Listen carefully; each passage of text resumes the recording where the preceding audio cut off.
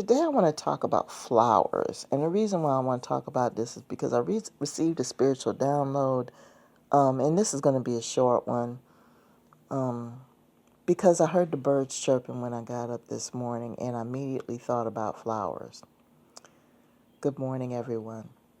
How many of you, when you hear birds chirping in the morning, you immediately think about trees and flowers? I know I do. It's just the connection between birds and trees and flowers. So when I heard the birds chirping this morning, I immediately started thinking about flowers because, 'tis the season, it's springtime and all. And it made me think about a memory that I had. I mentioned before, coming up as a child, I lived in a house, down in South Georgia. They have a lot of magnolia trees. And for those of you who don't know about magnolias, they are big, huge, fragrant flowers. I mean, they're huge. Depending on the size of your hand, they could fit in the size of two hands. If you put two of your hands together, a magnolia blossom will fit in the size of both of your hands. They're so large. The leaves are large. The trunk of the tree is thick. The branches are thick.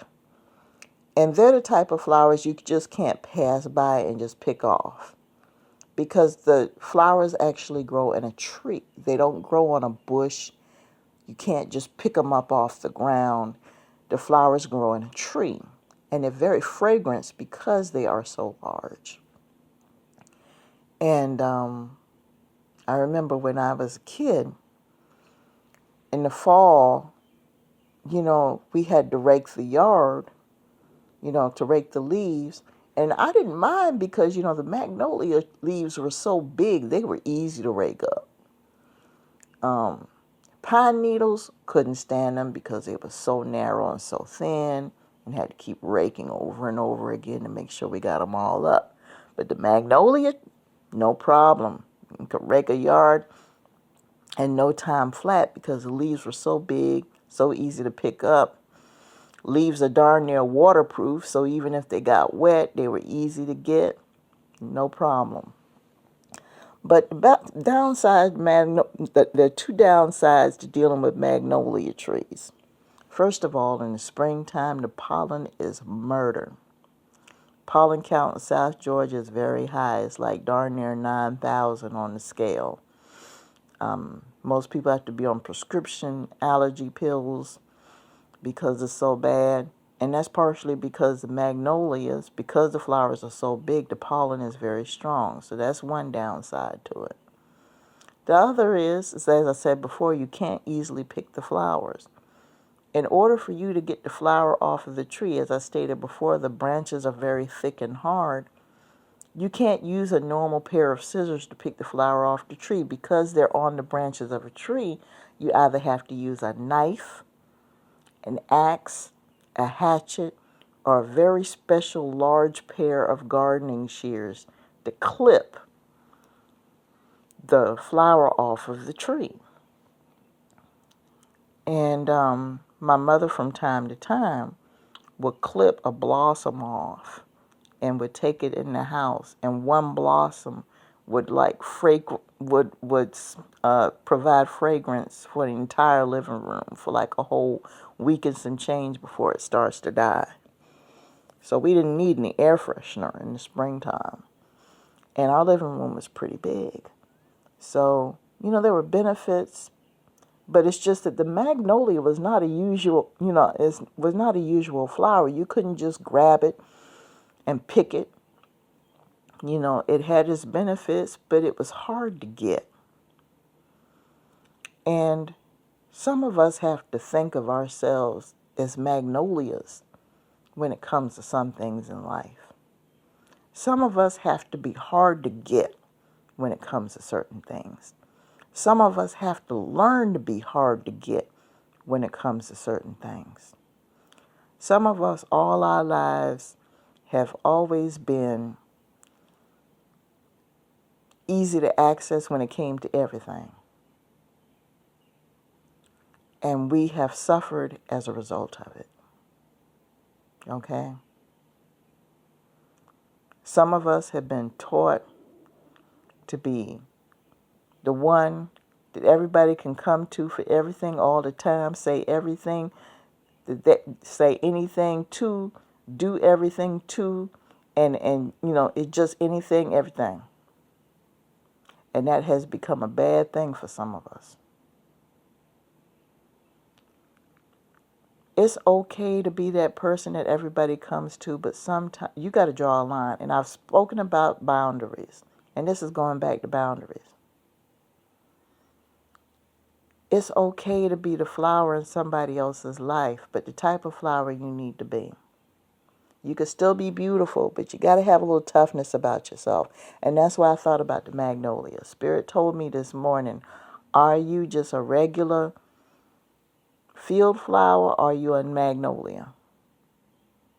See, field flowers, they'll last a couple of days. If you pick a field flower, you go in the field right now and you pick some field flowers and you take them in the house. You put them in a vase full of water with a little bit of food. They're going to last a couple of days. They'll provide a little bit of fragrance and then they die and then you got to go back out in the field and pick some more. But if you go out, you got to get the special scissors or whatever the case may be, and you got to climb up that tree and you got to chop down that magnolia and you take it in the house. It's going to provide fragrance for a long time. That's because you got to take the effort. You got to have special equipment and everything else and get that magnolia. And another thing, that magnolia is not available all the time. That field flower is in that field most of the time. You pass by that field flower all the time. It's always there. It's always in the field. The rabbits and the squirrels and the snakes and the turtles have had access to it. You've seen it just about maybe 9-10 months out of the year. The cars have passed by. The trucks have passed by. The pollution has been exposed to it. It's been in the rain, the sleet, the snow, and everything else. You're used to seeing it all the time, and it's always available. A lot of people in this world are field flowers. Been through everything, been exposed to everything, been available to everybody, and so when it's time for them to get picked and go somewhere, they're only effective for a short period of time. They're only effective for a short period of time. That's how much staying power they have. Okay?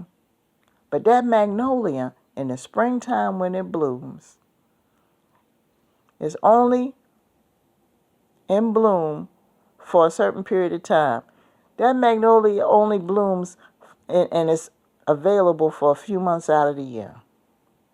You don't hardly see any magnolias in the wintertime unless you live in a climate that is conducive to magnolias.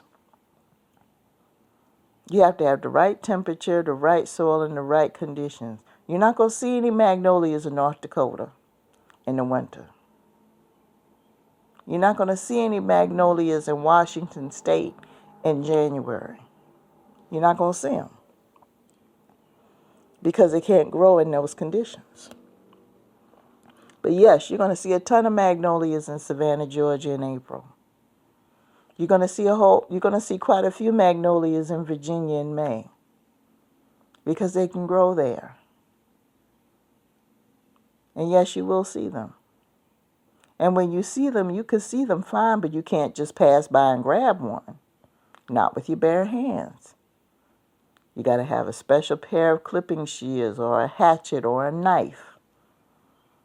And when you do, you can't walk around with it all day before it starts to turn brown. You got to make sure if you're going to hold on to it and you want that fragrance, you got to make sure that you get it in some kind of water or plant food or something right away before it starts to change color, because it's going to start changing color right away once it's cut. Special conditions. But boy, does it provide a beautiful fragrance. And it's a long fragrance. It has staying power. Okay? So you need to decide what you are, a field flower or a magnolia. Both beautiful. Both beautiful. But do people have access to you? How do people have access to you? Can they just pick up and grab you and handle you any way they want? What kind of flower are you? So with that being said, I'm going to go ahead and let you guys go. Peace.